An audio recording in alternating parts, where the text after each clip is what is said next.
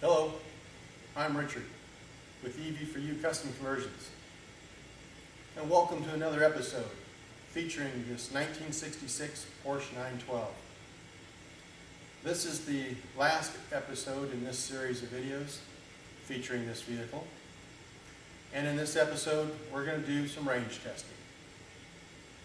Now, before we deliver the vehicles, we like to put a few miles on them so that we know that everything is going to operate the way it should upon delivery.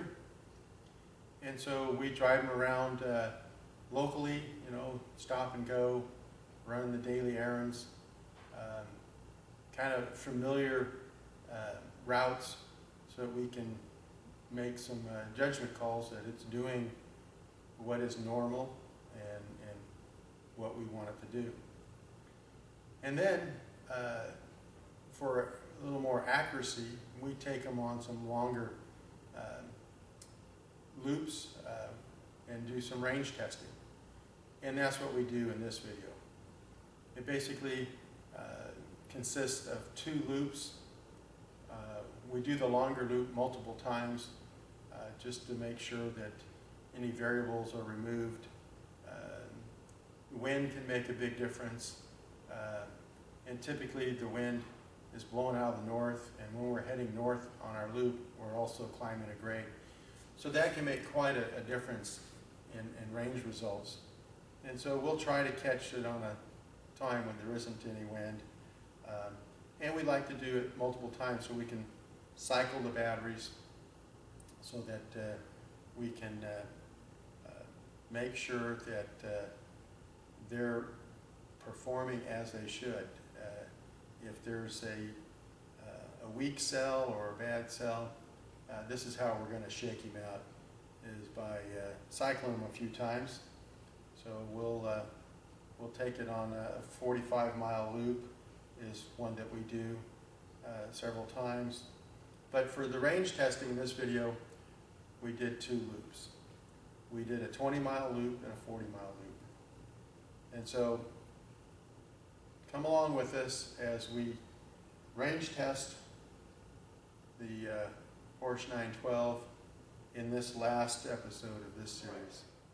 So let's talk about the results from the range test on the 1966 Porsche 912. So some observations. Probably the most noticeable thing is we have quite a bit of vibration going down the road. You can feel it both in the steering wheel and in the seat of your pants. I'm guessing it's the tires. So, that may affect range at highway speeds. So that's something to be aware of. And so we've done 2 loops as far as our range testing goes. Loop 1 is a 20-mile loop, and loop 2 is a 40-mile loop. Now, loop 1 is basically all 65 miles an hour. Let me explain a little bit. The loops, we leave our shop in an industrial park here, and it's a road that goes to I-5. It's 50 miles an hour. We basically have 2 stop signs and a stop light. And so sometimes we only make 2 stops, sometimes we have to make 3. And then we pull onto the freeway. And in our loop, both loops, we go to a destination, stop, do some visual checks, some instrument readings, and then back on the freeway. So there's a little bit of stop and go involved, but the loop is mostly at freeway speeds. So loop 1 is all at 65 miles an hour. Loop 2 is split. About half the distance is 65, and the other half is 70. Actually, there's more 70 mile an hour driving than there is 65-mile-an-hour driving. So it's not quite 50-50, it's probably a 60-40. But anyway, we used less amp hours per mile, just slightly, on loop 1 than we did loop 2. I'm guessing, the additional speed negatively affected our amp hours, as well as there's more grades on the longer loop. So we have a greater elevation change between all the way out on the loop 2 versus all the way out on loop 1. So anyway, we used 1.8 amp hours average on loop 2, running 65 and 70 miles per hour. And that's hilly terrain. We leave our shop here, which is about 840 foot elevation, and we lose about 300 feet, I want to say it is. So the average vehicle like this one, the 911 series 912s, they typically get 1.5 or consume 1.5 amp hours per mile on average, and this one was using 1.8. And we do have some vehicles that will use as little as 1.3. And so some other observations. This one seemed like it was not pulling the grades as well as normal. It was pulling more amps on the grades. And so my guess is that it's the larger wheel size. These typically have a 15-inch wheel on them. This particular vehicle has 16-inch. And what that does is it just increases our final drive ratio. So I think we're running a little taller. This has also got the 5-speed transmission. So I think all those are affecting our outcome. And like I said, and then this vibration. And it varies a little bit upon speed. We are mainly interested in running the speed limit. And so we ran 65, part of the way, and we ran 70. And we do that because that gives us a comparative to all the other runs that we do with other vehicles. So, out of this, it looks like if you're running in hilly terrain at 70 miles an hour, it's got a 45-mile range. I think if you run 60 on level ground, you'll get a 60-mile range. But I've got a couple recommendations to where I think at 65 you can get the 60 miles. And that would be go to get some new tires, low rolling resistance tires, and have a wheel alignment, four-wheel wheel alignment on this thing. And then possibly return to the stock wheel size. I mean, that's going to be kind of a subjective thing because it might be a visual thing. The larger wheel size fills the wheel well more. So I don't know what the objective was there. That's just my guess. So anyway, those are just some observations and recommendations for our 1966 Porsche 912.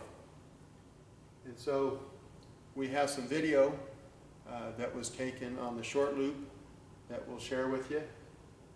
And as always, stay with us, and thanks for watching.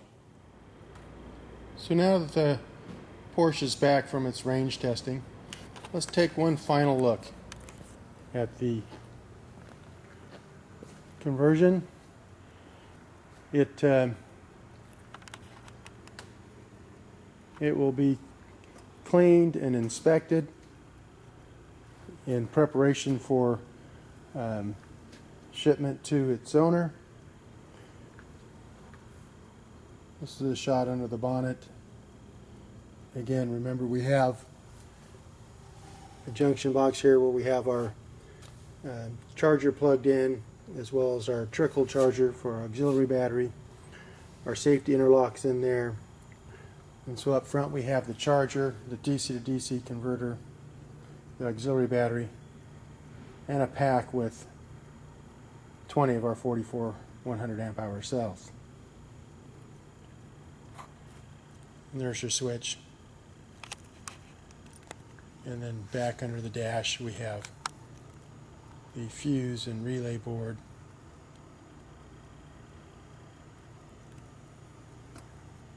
Heater and an extension cord. Being charged after returning from range testing.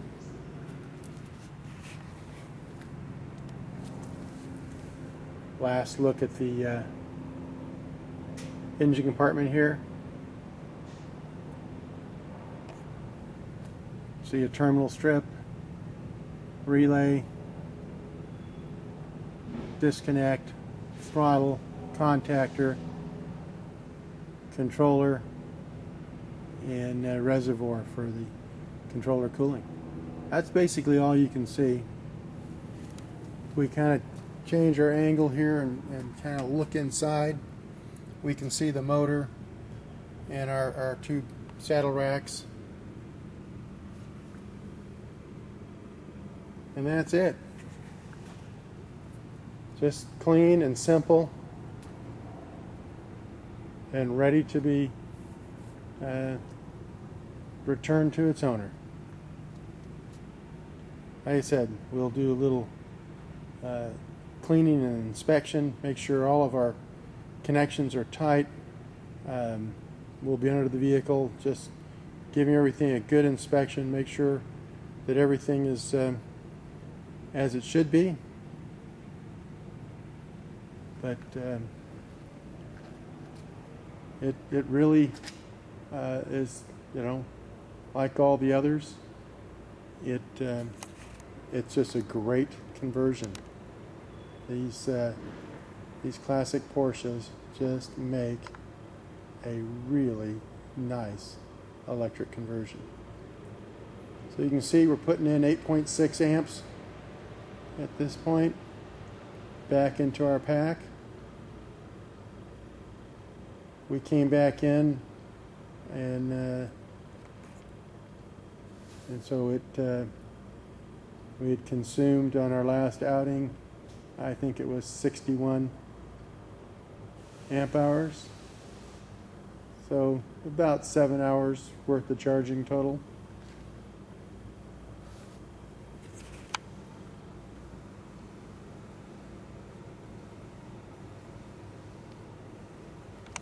So we hope you've enjoyed this video series that gave you the overview of a classic Porsche conversion, showing you just how, you know, simple they really are. I mean, that's the beauty of a conversion. They're clean, simple, efficient, reliable, and fun. After all, this is a classic Porsche. And they're just a fun car to drive around in, you know, to run your errands, to go to work each day. You know, it makes one part of the day enjoyable at least. That's like my wife. She drives a little Miata. Best part of her days, going to and from work. And this is my daily driver. Another classic. And when we take this out of town, you get a little feel for what it's like to be a rock star. There's something about an orange Karmann Ghia that makes people a little crazy. And then when they find out it's electric, they just, they're kind of over the top. And so you can do it yourself. And that's what EV4U Custom Conversions is all about. We'll give you the tools to do it yourself through our videos, our workshops, and for those who for some reason either can't or don't want to do it yourself, we can do it for you. We can help you do it yourself, whatever the case may be. So we thank the owner of this vehicle who allowed us to use it in this video series. Our big issue is most of our customers don't want it, us to use their vehicles, and that's unfortunate, because that's kind of the name of the game for us, is being able to share with you what this is all about and how you can do it yourself. So special thanks to him for allowing us to do that. All right, we're going to take the 1966 Porsche 912 for its first range test, and so we're heading in to Reading. It's about 10 miles, be a 20-mile round trip, 22 miles. So this is kind of our initial run. Typically after we run around in the industrial park here, make sure everything is working, then we take this first loop, and then after that we'll take a loop further south. That's about a 45-mile loop, and that's where we get our good gauge for the range, is on that longer loop. But this is one just kind of a quick shakedown, make sure there aren't any issues. So we're running in third gear here, just took off in third. We'll only use third, fourth, and fifth gears.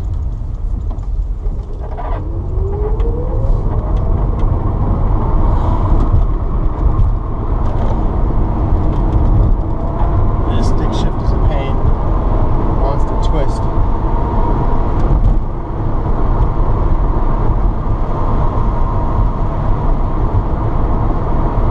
But you get in fifth gear right away, it's got plenty of torque. It's just a little more brisk taking off in third.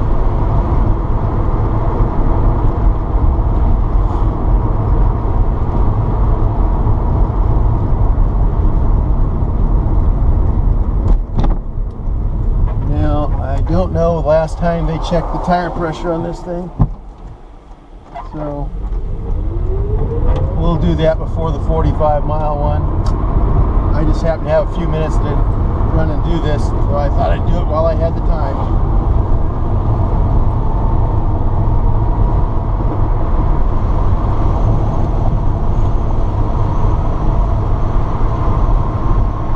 Cruises along nicely. I'm going to have to run with the GPS on, because I have no idea how fast I'm going, because the speedometer's off. And I'm not sure what the error factor is. And it kind of seems to be a little slow to respond anyway.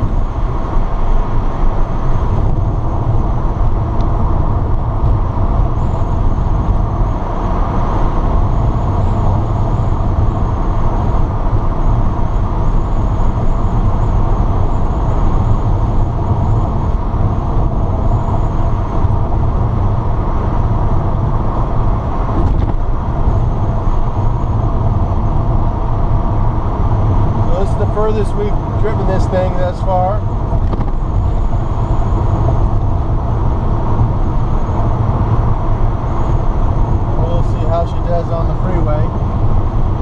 I'm running about 50 right now. The speedo shows 40.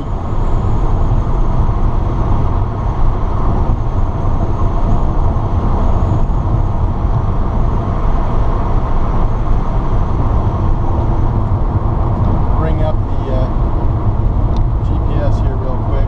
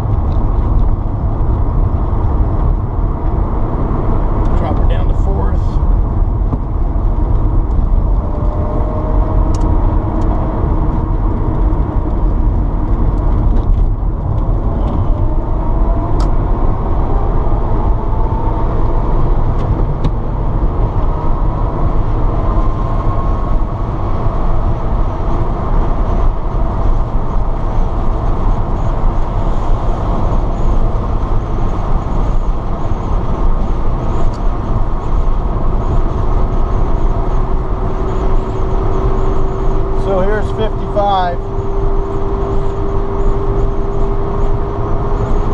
run it on up to 65, which is the speed limit through here.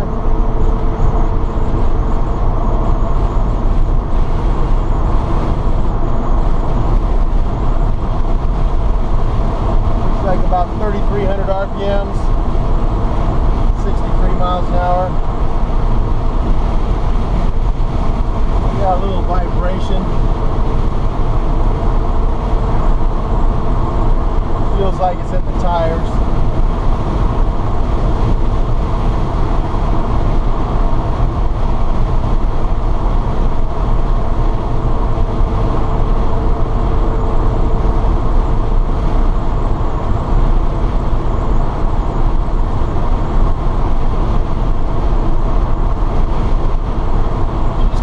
The normal amps. Everything feels good, normal so far.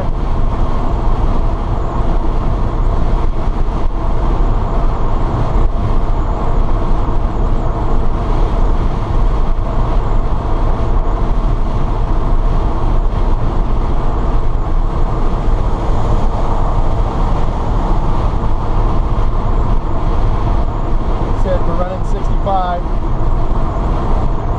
about 3,400 RPM.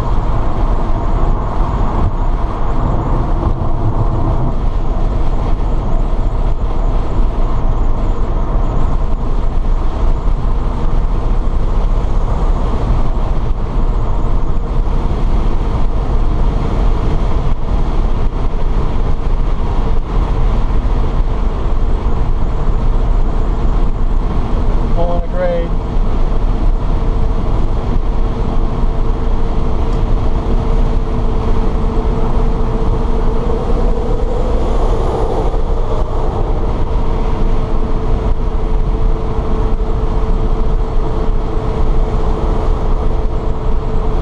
Doing real good. Used 10 amp hours so far.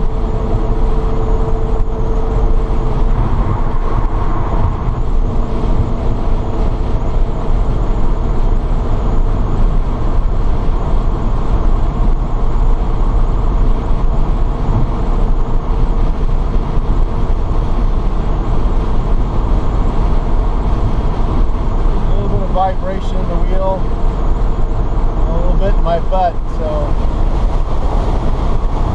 I think we got tires with issues. Probably from sitting.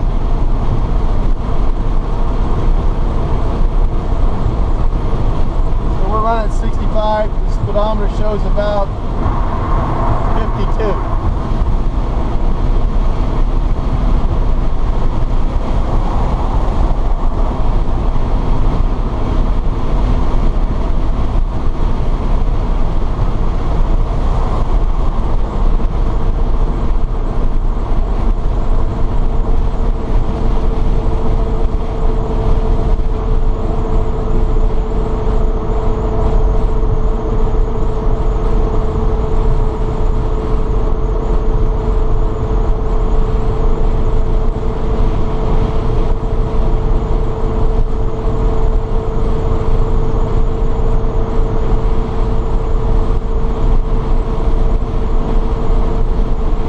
up here to where we'll turn around, I'll pop the deck lid and everything, give it a quick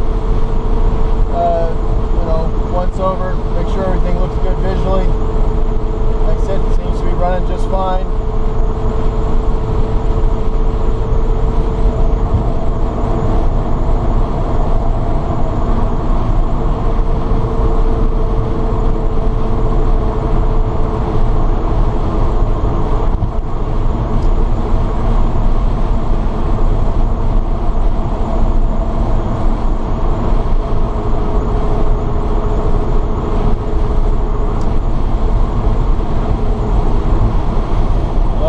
Throttle, putting about 64 amps back in.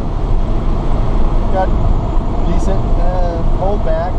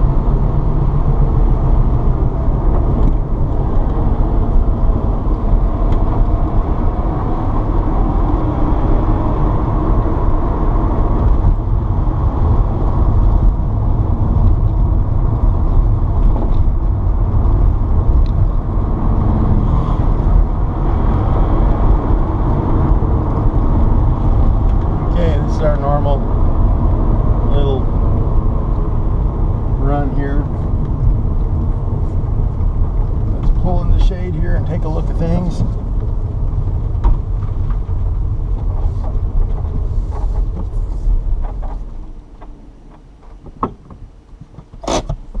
Okay, getting here. 13. That's real good. Normally we're 13 to 15 at this point. Some vehicles even 18 amp hours. So that's looking real good.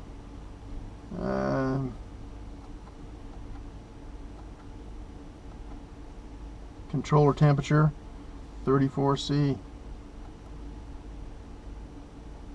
Very good. Well, I'm going to take a quick look at things and I'll be right back. Everything looks perfect. It's what we like to see. Okay.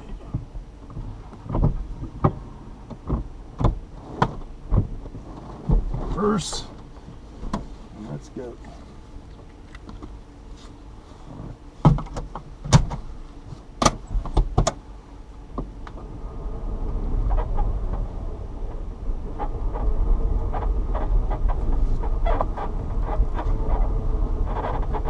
I think a lot of the squeak that we hear in this car is the wooden box that's in the back here.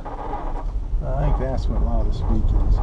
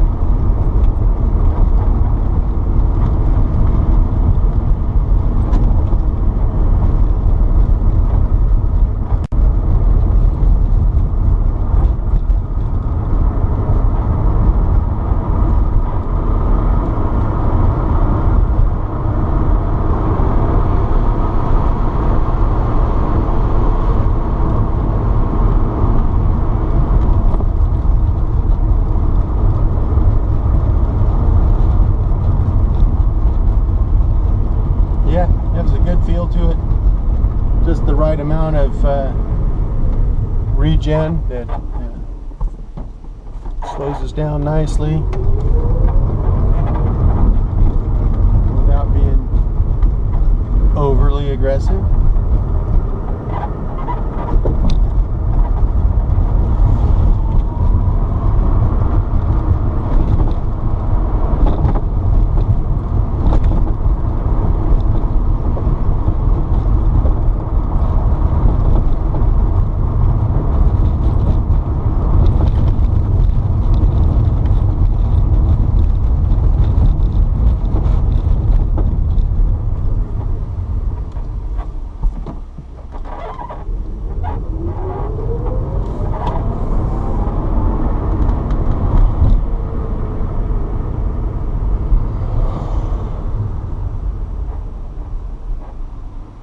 Stop at a light, they're so quiet.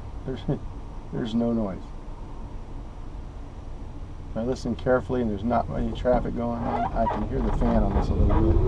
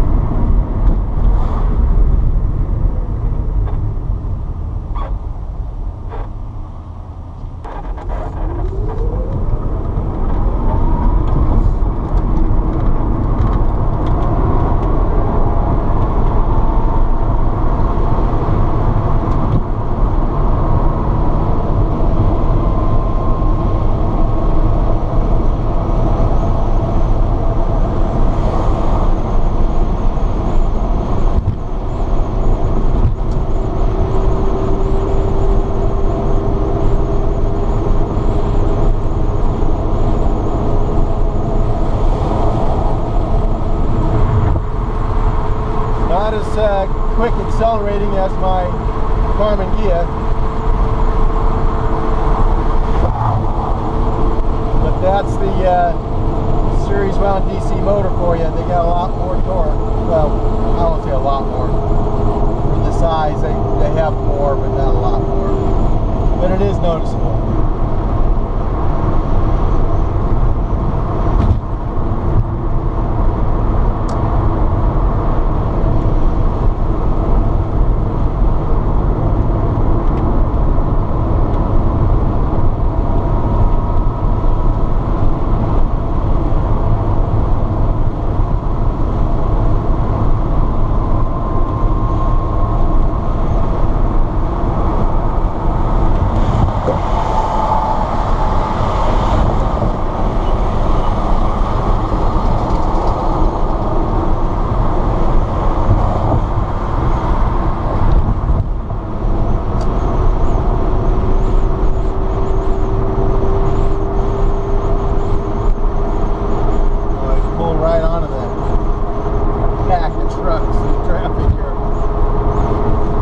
Accelerates up to speed with everybody else.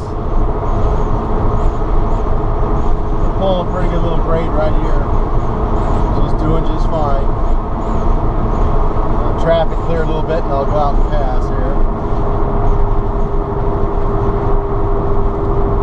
Always take it easy with a vehicle you're not used to.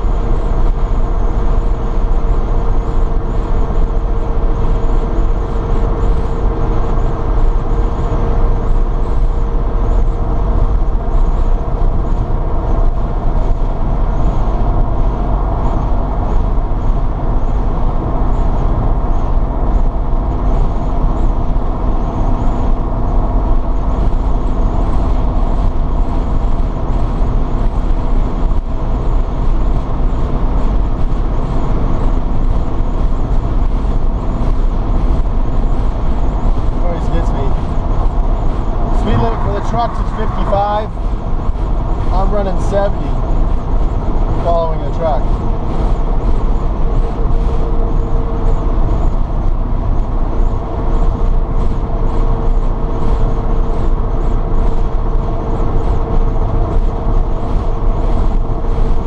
Transaxle's a little noisy, not excessive, but you can hear it. The thing leaks on my shop floor, so it may need some fluid.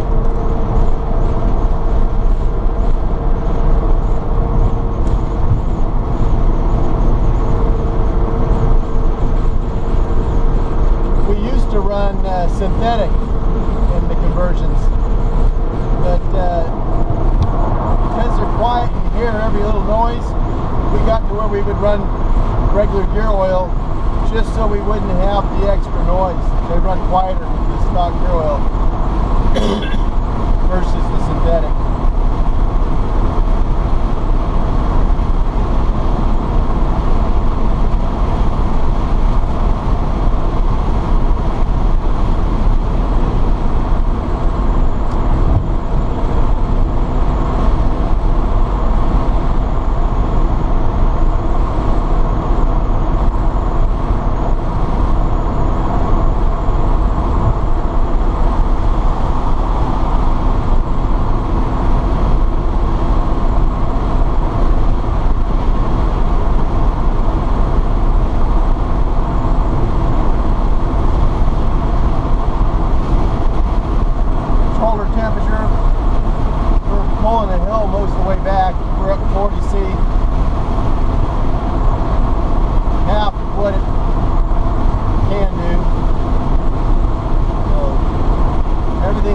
Comfortable and nice, just what we want.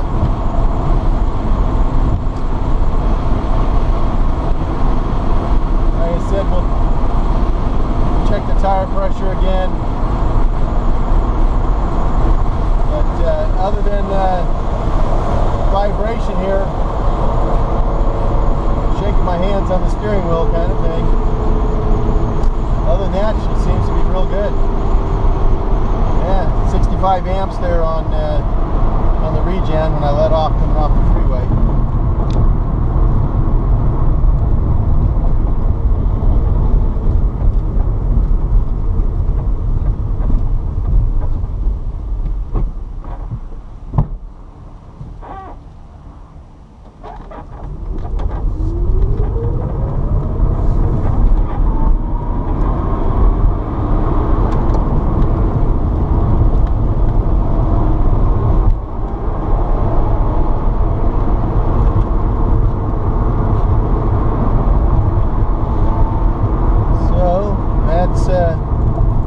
That's our initial run here, folks.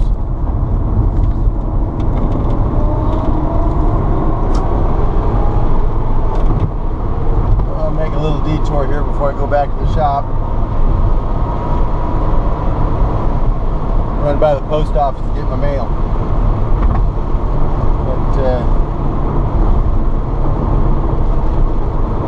yeah, right at 29 amp hours right there, so yep, we're right in the range we want to be in.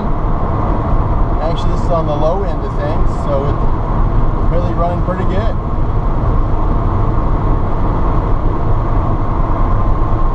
This has a nice feel to the throttle.